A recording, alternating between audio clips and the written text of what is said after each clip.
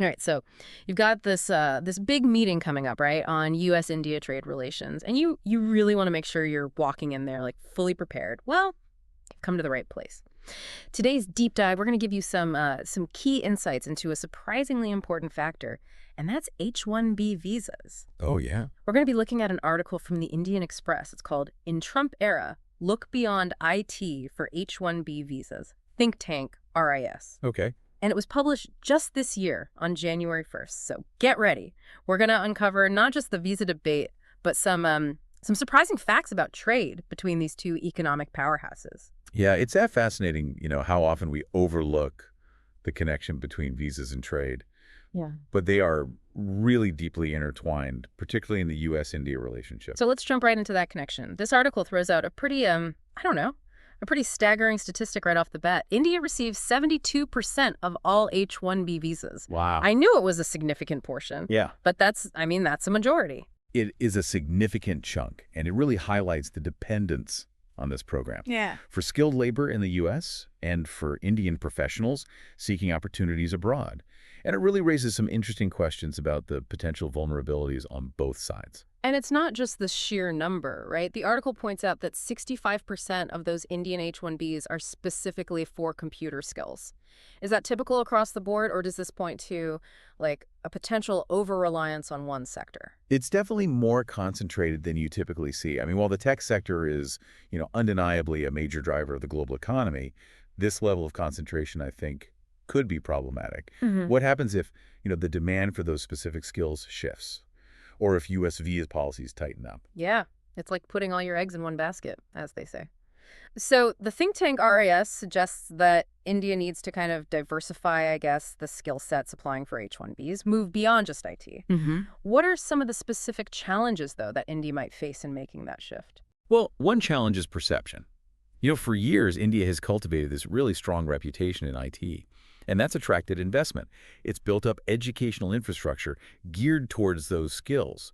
So shifting away from that, I think, requires not only training a new generation of professionals in diverse fields, but also convincing U.S. companies to look beyond the familiar. Okay. So it's not just about India changing its approach, but it's about changing the perception of Indian talent on the global stage. Exactly. And that's where strategic planning and proactive engagement come in. India needs to identify high-growth sectors beyond IT, where they have a competitive advantage, and then actively promote those skills to potential employers in the U.S. So what are some areas where India could really shine? I mean, what jumps out from our research? There are quite a few, actually. Think about India's strengths in pharmaceuticals, engineering, and even creative industries like film and design. Oh, interesting. Could these be areas ripe for H-1B expansion? Absolutely. Yeah. It's about leveraging those existing strengths and building upon them. And then there are industries that are totally new or rapidly evolving, Right. like renewable energy and sustainability. Yeah.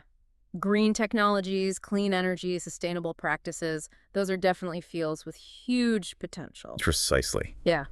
India could position itself as a leader in these areas, attracting investment and indeed meeting global demand. Yeah. Then there is the ever-growing need for skilled healthcare professionals, Right. particularly with an aging global population. Right. If India can develop specialized skills in areas like geriatric care or telemedicine, they'll be well-positioned to fill those gaps. So it's about anticipating future needs and aligning training and education to meet those needs. Okay, that makes a lot of sense. But let's shift gears for a moment and zoom out to the broader U.S.-India trade relationship. This is where things get really interesting. The article highlights that India actually has a massive trade surplus with the U.S. Oh, wow. I think a lot of people might assume it's the other way around. That's a common misconception. People see the U.S. as this economic giant, so they just assume it would have the upper hand in most trade relationships. But in this case, the reality is quite different. Yeah. The article gives a pretty stark example. In 2023 alone, India exported $26.6 billion worth of goods to the U.S., compared to only importing $2.9 billion. That's almost a 10-to-1 ratio. It's a significant imbalance. Yeah. And it's not something that's going unnoticed. Now, RIS warns that certain Indian exports might be vulnerable under a new U.S. trade regime, especially in sectors like pharmaceuticals, fisheries, and jewelry. Interesting. What makes those sectors particularly vulnerable? Well, they're mostly consumer goods, not heavy industry. This means American shoppers could feel the impact directly. Any new tariffs or trade barriers could drive up prices for everyday items. Now that you mention it, I do remember a lot of talk about tariffs during Trump's first term. I think he even targeted India specifically on steel and aluminum at one point. You're right. And it's important to remember that this wasn't just about China. The article points out that even the Biden administration hasn't fully reversed those policies. Plus, there's that infamous quote of Trump calling India the tariff king at a rally Oh, yeah.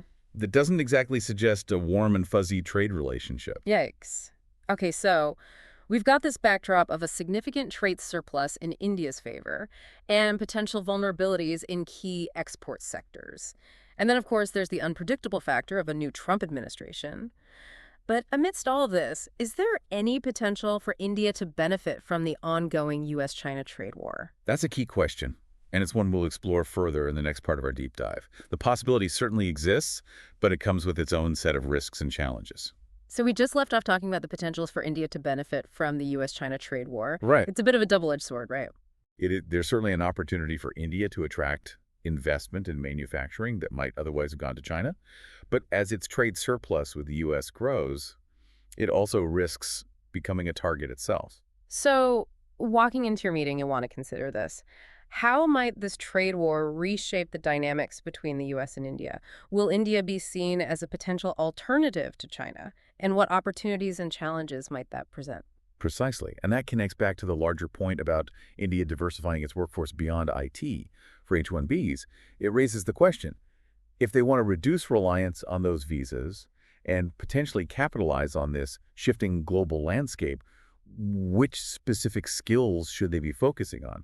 Which sectors are poised for growth in the coming years, both domestically and in the U.S. market? Yeah, that's a tough one. It's like they need to predict the future of the global workforce. In a way, yes. And it's not just about technical skills. It's about adaptability, problem-solving creativity, the kinds of things that can't be automated away. Right, right. While robots might be taking over some jobs, those uniquely human skills will always be in demand. So beyond the sectors we already mentioned, are there any other areas where India could really make a mark? One area that RIS highlights is professional services, things like consulting finance, legal expertise. These are areas where India already has a strong foundation, and they're likely to see continued growth globally. Ah, so it's not just about chasing the newest, shiniest thing. Sometimes it's about taking what you're already good at and scaling it up. Right. But wouldn't India also face hurdles with the H-1B visa program itself? I mean, it's notoriously difficult to navigate, and there's always talk of reform or even caps on the number of visas issued. That's a valid point. The H-1B program has been a political football for years. There's always pressure to protect American jobs, which can lead to stricter requirements or even reductions in the number of visas available. So what can India do if they can't control U.S. immigration policy? They can focus on developing talent that's so specialized and in demand that U.S. companies are willing to jump through hoops to get those individuals, make it so those skills are so valuable that the U.S. simply can't afford to turn them away. Becoming indispensable. I like it. But it's got to be more than just individual workers, right? You're absolutely right. India can foster partnerships with U.S. universities and companies, create exchange programs, and build strong bilateral relationships that emphasize the mutual benefits of talent flow. So it's a multi-pronged approach. Develop in-demand skills, cultivate strong partnerships, and highlight the win-win nature of this exchange. But even with all that, aren't we still ultimately talking about economics? We are, but let's not forget the human element. This isn't just about numbers on a balance sheet. It's about people's lives, their careers, their families. It's about the human impact of these policies. That's a really important point. If you were in that meeting, how would you frame that human impact to make a compelling case for a more collaborative approach to the H-1B program? That's something I'll definitely be thinking about. Okay, so as we wrap up, Part 2, it seems like there are real challenges ahead for India in navigating the H-1B landscape and diversifying its workforce, but there are also clear paths to success. I agree. It all comes down to making smart choices, seizing opportunities, and building a future where talent and expertise can flow freely across borders. Okay, so we've covered a lot of ground in this deep dive, from the concentration of H-1B visas in the IT sector to the complexities of the U.S.-India trade relationship and the potential impact of, this U.S.-China trade war. It's clear that there are a lot of moving pieces here. But as we wrap up, I'm kind of curious about, the long game. What are the potential long-term impacts of all this? What does it mean for the, future of the U.S.-India relationship?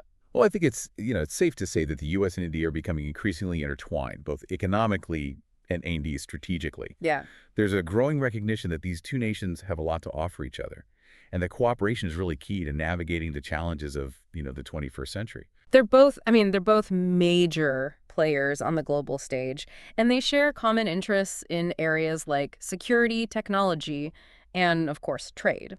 But as we've discussed, there's also this underlying tension, particularly around the trade surplus, and the potential for protectionist policies to kind of, like, disrupt things. Absolutely. There's always a risk of friction, Yeah. especially when economic interests are at stake.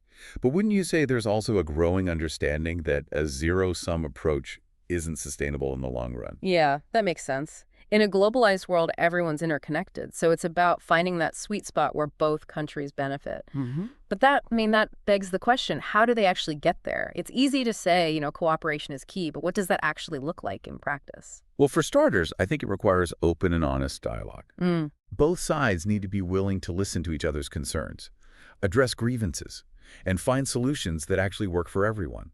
It's about building trust and understanding, which can be challenging given the history of trade disputes. yeah. And it probably involves some give and take, right? Mhm. Neither side can expect to get everything they want all the time. Exactly. Compromise is essential. Mm-hmm. And it's not just about governments negotiating with each other.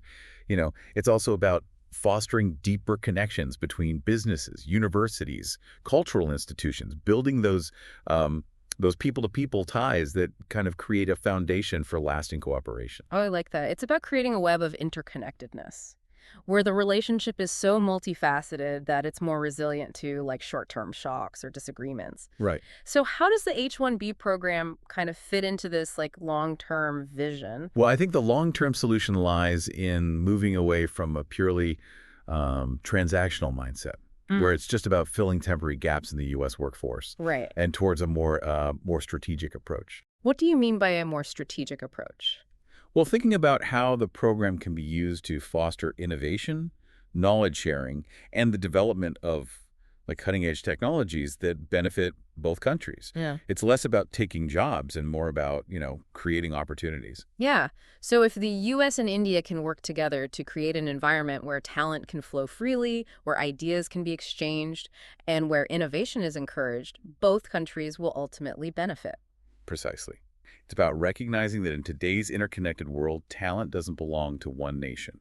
It's a global resource. That's a really interesting way to think about it. But let's be realistic, right? There are bound to be challenges along the way. Politics, economic pressures, cultural differences. These things can get in the way of even the best intentions. You're absolutely right. It won't be easy. But I think the potential rewards are definitely worth the effort. A strong collaborative relationship between the U.S. and India could be a game changer for both countries and for the world. So to bring it back to our listener, who's prepping for that high stakes meeting on US-India trade, what's like the one key takeaway you want them to walk away with? The U.S.-India relationship is complex, it's evolving, and it's full of potential. It's a relationship worth investing in, nurturing, and building upon. Beautifully said. And to leave our listener with, something to ponder as they head into that meeting, what's one final thought-provoking question they can bring to the table? How can we move beyond the transactional and embrace a truly collaborative approach to talent exchange and technological innovation? How can we harness the combined power of these two nations to create a brighter future for all? That is a great question to leave everyone with. And with that, dear listener, we come to the end of our deep dive into H-1B visas and U.S.-India trade relations. We hope this has given you some valuable insights to help you navigate this complex and ever-evolving landscape. Thanks for joining us on the deep dive.